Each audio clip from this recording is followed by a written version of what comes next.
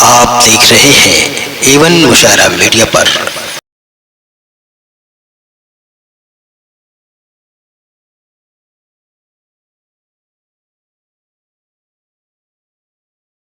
حضرات گرامی، آج امت مسلمہ جن حالات سے دوچار ہے اس پر ہمیں بڑی سنجیدگی کے ساتھ غور و فکر کرنے کی ضرورت ہے اور ان اسباب کو تلاش کرنے کی ضرورت ہے جن کے ذریعے ہم ان حالات سے باہر آئیں۔ انہی چیزوں کی دعوت دیتے ہوئے علامہ اقبال علیہ الرحمہ نے کہا تھا، کبھی اے نوجوان مسلم تدبر بھی کیا تو نے، کبھی اے نوجوان مسلم تدبر بھی کیا تو نے، وہ کیا گردوں تھا تو جس کا ہے ایک ٹوٹا ہوا تارا، تجھے اس قوم نے پالا ہے آغوش محبت میں، تجھے اس قوم نے پالا ہے آغوش محبت میں، کچل ڈالا تھا جس نے پاؤں میں تاج سر دارا۔ آئیے انہی چیزوں پر غور و فکر کرنے کے لیے ہم سب کے محبوب مقرر محسن الامت حضرت اقدس شاہ مولانا مفتی محمد عبداللہ صاحب پھول پوری نور اللہ مرقدہ کے محبوب مقرر اور آپ کے تربیت یافتہ حضرت مولانا ابو طالب صاحب رحمانی رکن آل انڈیا مسلم پرسنل لا بورڈ سے بڑے ہی ادب و احترام کے ساتھ ان اشعار کے ساتھ حضرت والا سے درخواست کر رہا ہوں تشریف لائیں۔ تیرے سینے میں ہے پوشیدہ راز زندگی کہہ دے، تیرے سینے میں پوشیدہ ہے راز زندگی کہہ دے، مسلمہ سے حدیث سوز و ساز زندگی کہہ دے۔ حضرت والا سے درخواست ہے اپنے مواعظ حسنہ سے ہم سب کو مستفید فرمائیں۔ السلام علیکم ورحمۃ اللہ وبرکاتہ۔ بسم اللہ الرحمن الرحیم۔ الحمد للہ وکفى وسلام علی عباده الذین اصطفى اما بعد۔ الحمد للہ رب العالمین والعاقبة للمتقین والصلاة على رسوله محمد وعلى آله وأصحابه أجمعين۔ رب اشرح لي صدري ويسر لي أمري واحلل عقدة من لساني يفقهوا قولي، رب يسر ولا تعسر وتمم بالخير، رب زدني علما، ربی زدنی علما، اللہم ربی زدنی علما والحقنی بالصالحین۔ فاعوذ باللہ من الشیطان الرجیم، بسم اللہ الرحمن الرحیم۔ یا ایہا الذین آمنوا ادخلوا فی السلم کافہ ولا تتبعوا خطوات الشيطان إنه لكم عدو مبين۔ صدق الله العظيم وصدق رسوله النبي الأمي الكريم۔ اللهم صل على سيدنا محمد وعطرته بعدد كل معلوم لك۔ اللهم صل على سيدنا محمد عبدك ورسولك وعلى المؤمنين والمؤمنات والمسلمين والمسلمات۔ مرشد و مربی شیخ طریقت حضرت مولانا مفتی شاہ احمد اللہ صاحب پھول پوری دامت برکاتہم، اکابر حضرات علماء کرام، بزرگان محترم، نوجوانان اسلام، عزیزان گرامی، سامعین اعظام، عمائدین علاقہ، لاک ڈاؤن ختم ہوا، آپ کی کوارنٹائن پوری ہو گئی، آپ سب آزاد ہو گئے، اللہ مبارک فرمائے۔ بیت العلوم کا یہ جلسہ جب تک نہیں ہو رہا تھا مجھے کوارنٹائن سے مکمل آزادی کا احساس نہیں ہو رہا تھا۔ اصل میں میری یہ گنہگار آنکھیں آپ بزرگوں کے نورانی چہروں کی زیارت کی پیاسی بھی رہتی ہے اور کچھ عادی بھی ہو چکی ہے، اس لیے کہ آپ حضرات جو سال میں ایک بار مجھے سن کر جو دعائیں دیتے ہیں وہ مال میں پورے سال پوری دنیا میں بیچ دیتا ہوں۔ اللہ سے دعا فرمائیے کہ ہمیں اللہ اصلاح معاشرہ کے نام پر عوام کے ساتھ ساتھ ہم مولویوں کی بھی اصلاح کی توفیق عطا فرمائے۔ ہم لوگوں نے اپنے بارے میں یہ سمجھ رکھا ہے کہ ساری گندگی پبلک میں ہے، ہم تو جبریل علیہ السلام کے بھتیجے ہیں، اور اس طرف کوئی توجہ ہی نہیں دیتا ہے۔ تو ایک آدھ کو تو بغاوت کرنی پڑے گی نا، ایک آدھ کو تو کرنی پڑے گی۔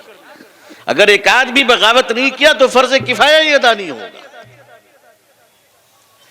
دعا کیجئے کہ اللہ تعالیٰ میرے اس تیور میں بھی اپنی رضا عطا فرما دے، اور اپنی رضا کے لیے مجھے اپنے انداز اور لب و لہجے اور مزاج اختیار کرنے کی توفیق عطا فرمائے۔ مچھلیاں جب سڑتی ہیں تو وہ سر کی طرف سے سڑنی شروع ہوتی ہے، انسان جب سڑتا ہے تو دل کی طرف سے سڑنا شروع کرتا ہے، اور انسان کا دل اس کی خواص، اس کے خواص ہوتے ہیں، اس کے مبارک لوگوں کی جماعتیں ہوتی ہیں جن کو ہم آئیڈیل اور نمونہ کہتے ہیں۔ مجھے معاف کیجئے گا میرے بزرگوں، مجھے معاف کیجئے گا میرے اکابر علماء، اس امت کے نمونوں کے اندر اب سڑان بہت آ گئی ہے، جس کی بدبو سے بچنا اور بچانے کی ذمہ داری بھی اس امت کے خواص اور علماء کی ذمہ داری ہے۔ اب ہم تنگ آ چکے بے ایمانی سے، ہم تنگ آ چکے ہیں ملت فروشی سے، ہم تنگ آ چکے ہیں مسلح فروشوں سے، ہم تنگ آ چکے ہیں امت فروشوں سے، ہم تنگ آ چکے ہیں ادارہ فروشوں سے، ہم تنگ آ چکے ہیں ملی جماعت کے فروشوں سے۔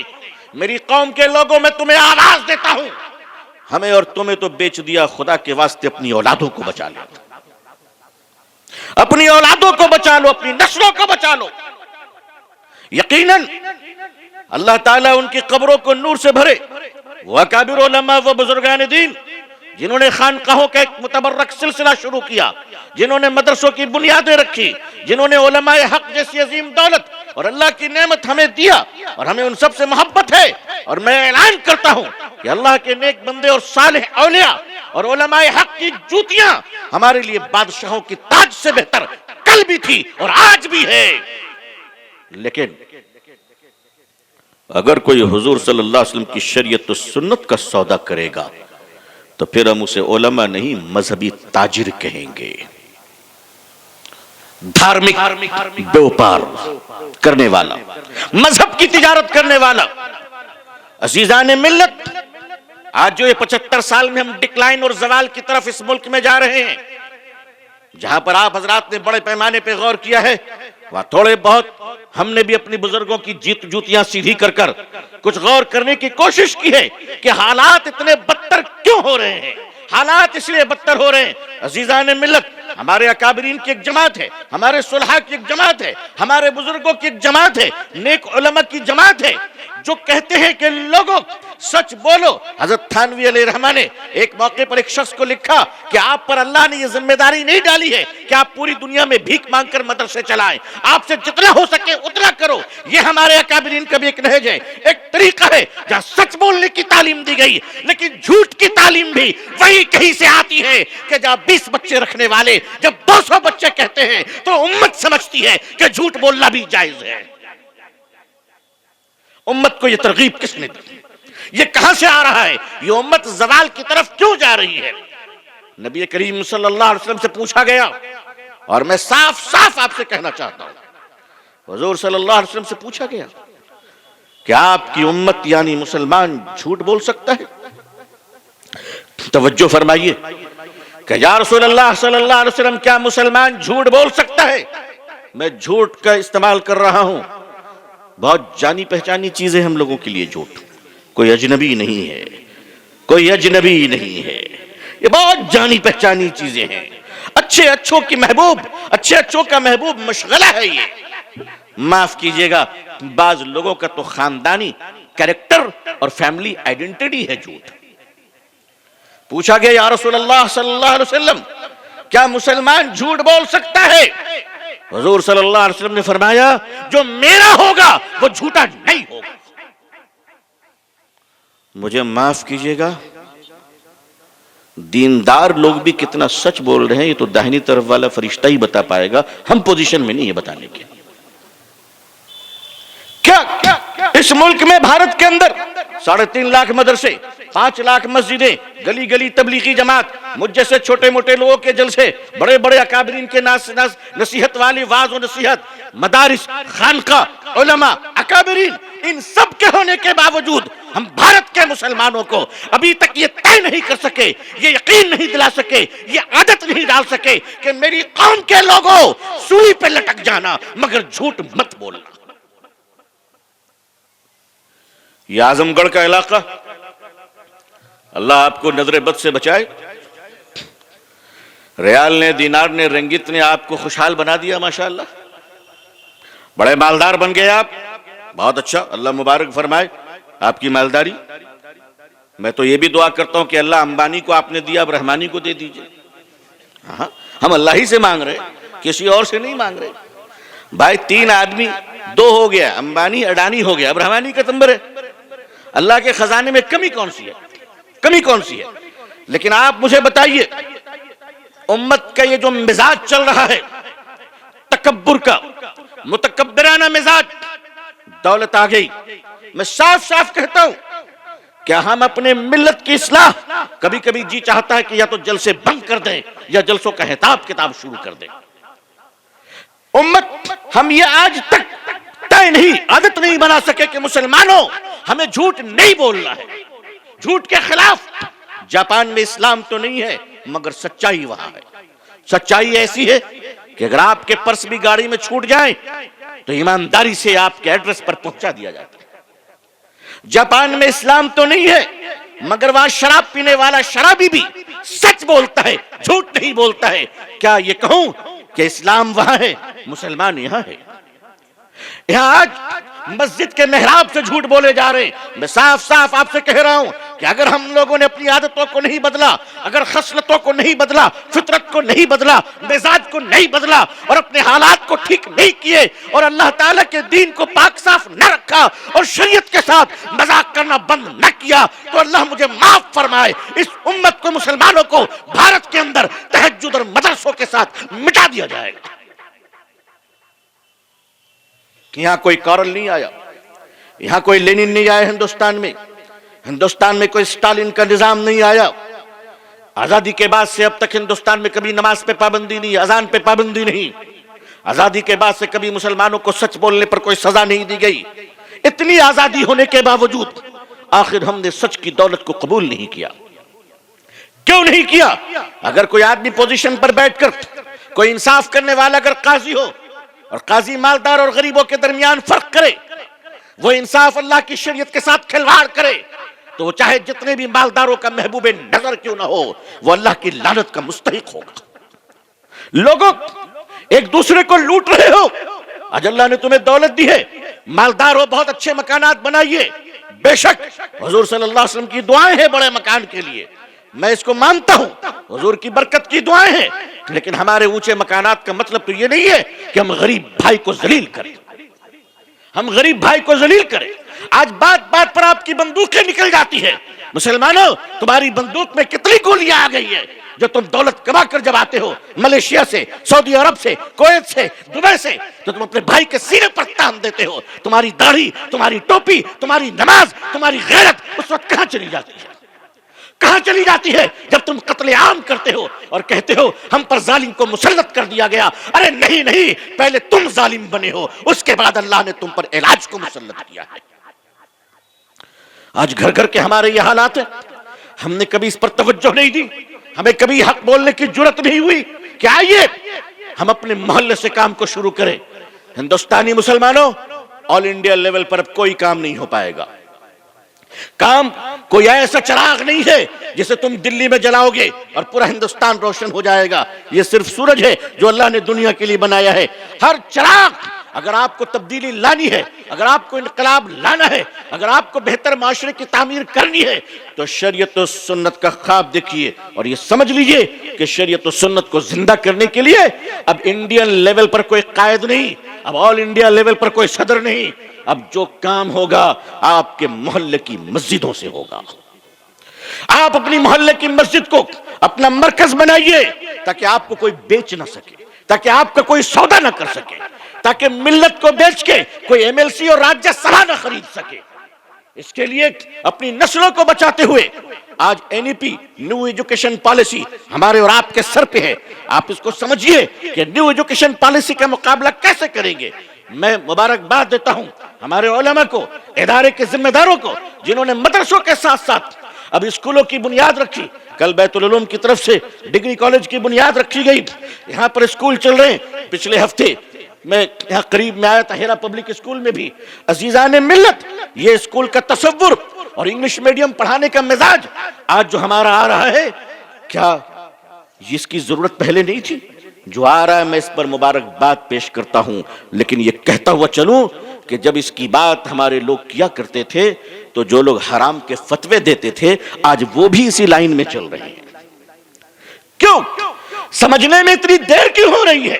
امت کا پیسہ ضائع کیوں ہو رہا ہے؟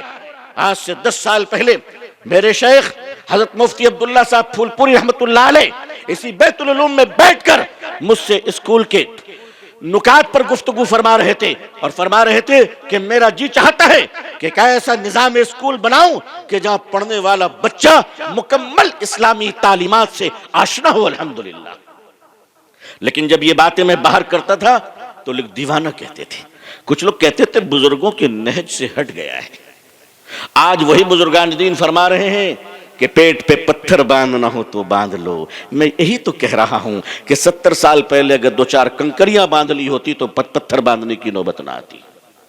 یہی تو کہہ رہا ہوں. اور کیا کہہ رہا ہوں؟ عزیزان ملت، مدارس اسلامیہ کے وجود کو برقرار رکھنا انشاءاللہ، کہیے انشاءاللہ. مگر 2 چیزیں یاد رکھیے گا. یہاں پر چونکہ اکابر علماء ہیں، میں ان کی خدمت میں یہ بات رکھنا چاہتا ہوں کہ ہمارے کوانٹٹی کے ساتھ ہمیں کوالٹی پر توجہ دینی ہے.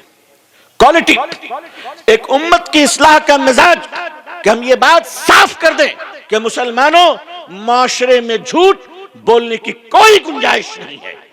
آج سے انشاءاللہ ہم لوگ طے کریں کہ جھوٹ نہیں بولیں گے انشاءاللہ. وعدہ کرتے ہیں. اچھا، وہی لوگ ہاتھ اٹھا رہے جو پہلے سے نہیں بولتے ہیں. بقیہ لوگوں کا ارادہ کیا ہے بھائی؟ جھوٹ نہیں بولیں گے انشاءاللہ. کہاں سے شروع کریں گے؟ یہ کوئی معمولی کام نہیں ہے. یہ کوئی معمولی کام نہیں ہے. کہاں سے شروع کریں گے؟ یہ جو موبائل پہ ہم لوگ جھوٹ بولتے ہیں نا گھر سے نکلتے وقت، ارے کہاں ہو؟ کہا وہ بیچ جام میں پھنسے ہوئے ہیں. کیوں جھوٹ بولتے ہو بھائی؟ کیا ملنے والا ہے اس سے؟ اگر سچ بول دو گے کہ ابھی بیت العلوم سے نکلے ہیں تو کیا سر قلم کر دے گا؟ دوسری چیز، دیانتداری. میرے شیخ حضرت مفتی عبداللہ صاحب پھول پوری رحمت اللہ علیہ، اللہ ان کو غریق کی رحمت فرمائے، مجھ سے فرمانے لگے کہ اگر ہم لوگ دیانتدار ہو جائیں تو کبھی مالی پریشانی نہیں آئے گی انشاءاللہ. یہ بات اس وقت تھوڑا سمجھا تھا، آج زیادہ سمجھ میں آ رہی ہے. دیانتداری کیا ہوتی ہے؟ ہم کہتے ہیں اس ملک میں انقلاب لائیں گے، اس ملک میں انقلاب لائیں گے، سیاسی قوت پیدا کریں گے. میاں یہ سب بعد میں کرنا، پہلے اپنے مسجدوں میں جو نمازی جوتے اتارتے ہیں اس کی حفاظت کا انتظام کر لو. ہم تو ایماندار اتنے ہیں کہ دروازے پہ اگر اچھے جوتے کھول دیں تو سجدوں میں خدا سے زیادہ جوتے یاد آتے ہیں. یہ ہماری ایمانداری ہے، یہ ہماری آنیسٹی ہے.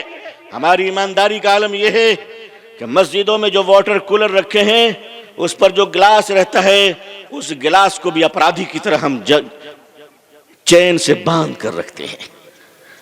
اس گلاس سے پوچھے تجھے کس جرم کی سزا دی جا رہی ہے تو وہ کہے گا مسلمانوں کی بے ایمانی کی پہچان ہوں میں، پہچان ہوں. یہ ایمانداری ہے ہماری، یہ ہماری ایمانداری ہے. کہ ہمارے جوتے چپل مسجدوں محفوظ نہیں ہے، واٹر کولر محفوظ نہیں ہے، گلاس محفوظ نہیں ہے۔ مسلمانوں، 75 سالوں میں آخر ہم نے ان جلسوں سے سیکھا کیا ہے؟ آج ہمارے پاس اتنی ایمانداری بھی نہیں رہی، ہم اتنے بے ایمان بنتے چلے گئے۔ بعض مسجدوں میں جاتا ہوں تو وہاں بیت الخلا میں تالا لگا رہتا ہے۔ میں نے بہت بار سوچا کہ اللہ، کمیٹی نے یہاں کون سا خزانہ چھپا کے رکھا ہوگا؟ نہیں، کچھ تو امپورٹنٹ چیز ہوگی نا، کچھ بہت ضروری کام۔ ساری مسجدوں میں بڑے بڑے تالے لگے ہوئے، ایسا لگتا ہے کہ بہادر شاہ ظفر جاتے ہوئے یہاں کچھ چھپا کر گئے ہیں کہ میری قوم کے لوگوں بعد میں دیکھنا۔ عزیزان ملت، کیوں آج ہمارا مورل اتنا ڈاؤن کیوں ہو گیا کہ ہماری مسجدوں میں اگر کوئی بھائی، چاہے وہ ہندو بھائی ہو یا مسلمان بھائی ہو، میں اس کی بات نہیں کر رہا ہوں، وہ بات آگے کی ہے، صفائی کی، لیکن جو لوگ تالے لگاتے ہیں ان کی مجبوری یہ ہے کہ ہم اتنے بے سلیقہ ہیں کہ جب ہم استعمال کر کر آتے ہیں تو اسے اس قابل نہیں چھوڑتے ہیں کہ دوسرا کوئی استعمال کر سکے۔ ہم بتا کر آتے ہیں کہ دیکھو ہم اتنے گندے انسان ہیں، اور واقعہ کیا بیان کرتے ہیں کہ ہمارے بزرگوں نے اپنے ہاتھ سے صاف کیا تھا، اور کریکٹر ہمارا یہ ہے کہ ہم خود اپنے ہاتھ سے گندا کر کر آ رہے ہیں۔ اتحاد المسلمین پر بات کرتے ہیں، مسلمانوں میں اتحاد ہونی چاہیے۔ مجمع میں دیکھ رہا تھا میں کہ اکرام مسلم پر گفتگو ہو رہی، اور ایک شخص پانی کا بوتل لیے ہے اور بغل میں ایک آدمی پیاس سے اس بوتل مانگنا چاہ رہا ہے، تو وہ کہہ رہے نہیں، یہ منرل واٹر ہے، تمہیں نہیں دے سکتا، میں خرید کے لایا ہوں۔ بات اکرام مسلم کی ہو رہی ہے، بات اتحاد مسلم کی ہو رہی ہے۔ پورے دنیا میں اور پورے ہندوستان میں چندہ دینے والے اپنے پڑوسی کو صرف اس لیے نہیں دیتے کہ وہ پسند نہیں ہے، اس کی زبان ٹھیک نہیں ہے۔ آپ نے طے کر لیا سب کچھ آپ نے طے کر لیا، آپ کو پورے ہندوستان کی فکر کرنے کی ضرورت نہیں ہے۔ آپ اگر اعظم گڑھ کو پورا من بنا لیں، انشاءاللہ یہاں کے غریبوں کو اٹھائیں، یہاں کے دینی اداروں کو آپ مضبوط کریں، اور یہاں اگر آپ نے اسلامی معاشرت اور صداقت کے اصولوں کو طے کر دیں تو انشاءاللہ چراغ تو چراغ ہوتے ہیں، جب روشن ہوتا ہے تو اس سے سینکڑوں چراغ اور بھی روشن ہو جاتے ہیں۔